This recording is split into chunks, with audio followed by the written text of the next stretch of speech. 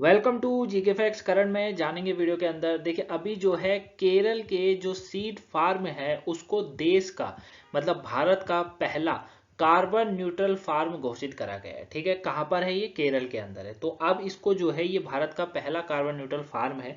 इसके अंदर ऐसा क्या है जो और फार्मों के अंदर नहीं है, जबकि भारत में और भी अन्य फार्म है, उनको क्यों नहीं घोषित करा गया? कार्बन न्यूट्रल फार्म क्या होता है उसको जानेंगे। इसमें जो है यहाँ के सीएम ने इसके लिए क्या करा या यहाँ की सरकार ने इसको पहले नंबर पर लाने के लिए ऐसा क्या करा जो अन्य सरकार नहीं कर पाई, उसके बारे में जानेंगे। इससे जो है क्लाइमेट, क्योंकि कार्बन कार्बन न्यूट्रल न्यूट्रल की बात चल रही है, तो कार्बन न्यूट्रल कितना जो है क्लाइमेट के लिए कितना अच्छा होगा उसको जानेंगे। कुल मिला के टॉपिक पेपर के पॉइंट ऑफ व्यू से इंपॉर्टेंट है। 1 से लेकर 2 नंबर का क्वेश्चन है जो कि आपसे यहाँ से एग्जाम से पूछा जा सकता है। अगर आपको इसका पीडीएफ चाहिए तो वो टेलीग्राम पर मिल जाएगा। टेलीग्राम का लिंक आपको नीचे डिस्क्रिप्शन बॉक्स में दिया हुआ है, वहां से आप हमें टेलीग्राम पर ज्वाइन कर सकते हैं, फेसबुक इंस्टाग्राम पर ज्वाइन कर सकते हैं। ठीक है, तो आप वहां ज्वाइन हो जाइएगा। चलिए स्टार्ट करते हैं कि करके पॉइंटों को समझते हैं। देखिए क्या कहा जा रहा है, सबसे पहले समझेंगे कि जो सीएम है यहाँ के, ठीक है, पिनरई विजयन जो है उन्होंने के द्वारा क्या कहा गया है। तो केरल के जो सीएम है पिनरई विजयन, उन्होंने केरल के सीड फार्म को भारत का पहला कार्बन न्यूट्रल फार्म घोषित किया है। ठीक है, इनके द्वारा करा गया है और ये बताया गया है कि ये फार्म जो है वो एर्नाकुलम एर्नाकुलम जिले के अलुवा के थुरुथु में स्थित है। ठीक है, कहाँ पर है? केरल के अंदर जो है एर्नाकुलम जगह है, जिला है, उसके अंदर है अलुवा, अलुवा के अंदर है थुरुथुरु। क्या है? थुरु थुरु थुरुथु थुरुथु में जो है ये स्थित है। इस तरह के प्रयास से बताया जा रहा है कि भारत में कार्बन उत्सर्जन को कम करने में मदद मिलेगी। तो आपको पता ही होगा कि पूरा विश्व जो है वो कार्बन उत्सर्जन को कम करना चाहता है ना, और उसके लिए प्रयास भी कर रहा है। हालांकि काफी क्लाइमेट जो है वो काफी बुरे तरीके से प्रभावित हो चुका है। ठीक है ना, तो इसीलिए अब सारी सरकार चाह रही है, सारी सरकार के राज्य चाह रहे हैं कि कैसे ना कैसे इसको कम करा जाए। तो कार्बन उत्सर्जन को बताया जा रहा है कि कम करने में मदद मिलेगी।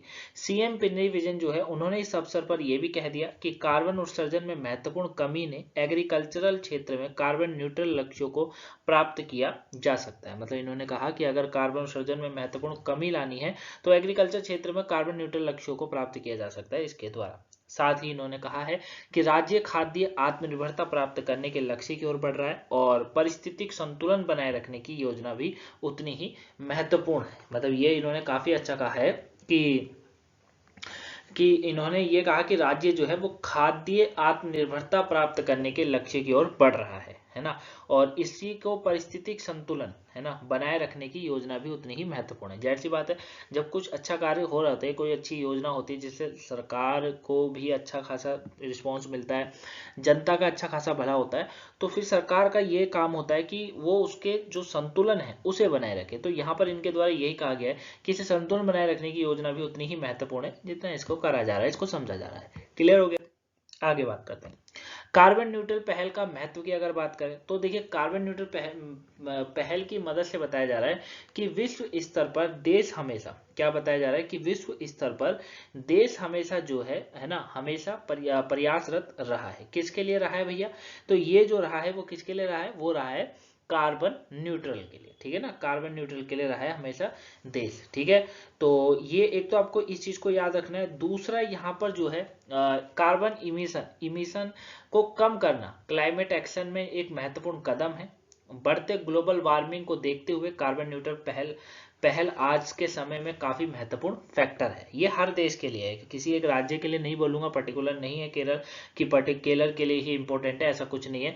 ये हर एक देश के लिए, हर एक देश के राज्यों के लिए काफी इंपॉर्टेंट बन गया है कि वो क्या करें, वो इस कार्बन न्यूट्रल को जो है कम करें। Net zero what greenhouse gas emission को कम करने के लक्ष्यों को संदर्भित करता है। यह कार्बन सिंक द्वारा हटाए गए और बैलेंसिंग अमाउंट के साथ विभिन्न स्रोतों को एनवायरमेंट में रिलीज अमाउंट को बैलेंस कर ग्लोबल वार्मिंग को जो है नेट जीरो तक पहुंचने में मदद करता है। ठीक है, तो ये जो है कार्बन न्यूट्रल पहल का जो महत्व है वो कुछ इतना ही है। क्लियर हो गया? अच्छा, एक चीज और याद रखिएगा, जो कार्बन न्यूट्रल फार्म है ये थुरुथुरु में स्थित है, ये मैंने बताया था, और इस फार्म से कार्बन उत्सर्जन की कुल मात्रा 43 टन की है। कितनी है? 43 टन की है, जो कि काफी है। लेकिन इसकी कुल प्राप्ति जो बताई जा रही है वो 213 टन की बताई गई है। ठीक है ना, एक तो आपको इसको भी याद रखना है। और उत्सर्जन दर की तुलना में अगर मैं बात करूंगा तो 170 टन अधिक कार्बन का उत्पादन किया गया है। ठीक है, ये आपको याद रखना है। और इससे ये बताया जा रहा है कि भारत का ये पहला कार्बन न्यूट्रल फार्म घोषित किया गया है। क्लियर। अब कार्बन इमिशन को लेकर क्या है रोड मैप, क्योंकि यहाँ पर कार्बन इमिशन को कम करना है तो उसके लिए क्या है भैया, यहाँ पर रोड मैप क्या है तो देखिए।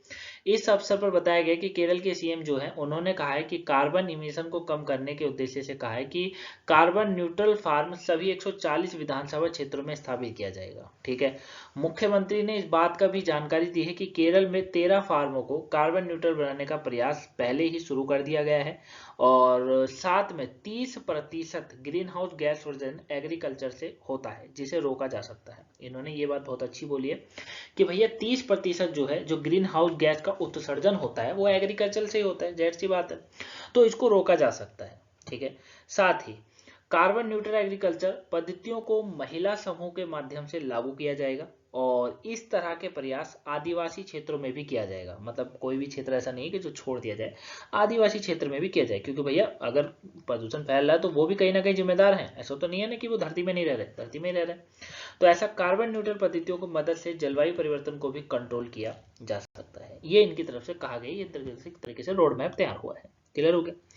दूसरी चीज, कार्बन न्यूट्रलिटी। कार्बन न्यूट्रलिटी की बात करेंगे तो देखिए कार्बन न्यूट्रलिटी क्या है, तो कार्बन न्यूट्रलिटी या कार्बन तटस्थता net zero carbon dioxide emission की स्थिति को कहते हैं। ठीक है, कार्बन न्यूट्रलिटी का प्रयोग परिवहन, ऊर्जा उत्पादन, कृषि और उद्योग से जुड़ी कार्बन डाइऑक्साइड रिलीजिंग प्रोसेस के संदर्भ में जो है किया जाता है। ठीक है, कार्बन फुटप्रिंट अन्य ग्रीन हाउस गैस भी शामिल होती हैं। क्लाइमेट न्यूट्रल शब्द क्लाइमेट चेंज में अन्य ग्रीन हाउस गैस का व्यापक समावेशिता है, जो कि दर्शाता है कि भले ही इसमें CO2 की मात्रा अधिक होती है लेकिन ये कहीं ना कहीं नुकसान पहुंचाता है। क्लियर है, तो ये होता है कार्बन न्यूट्रलिटी।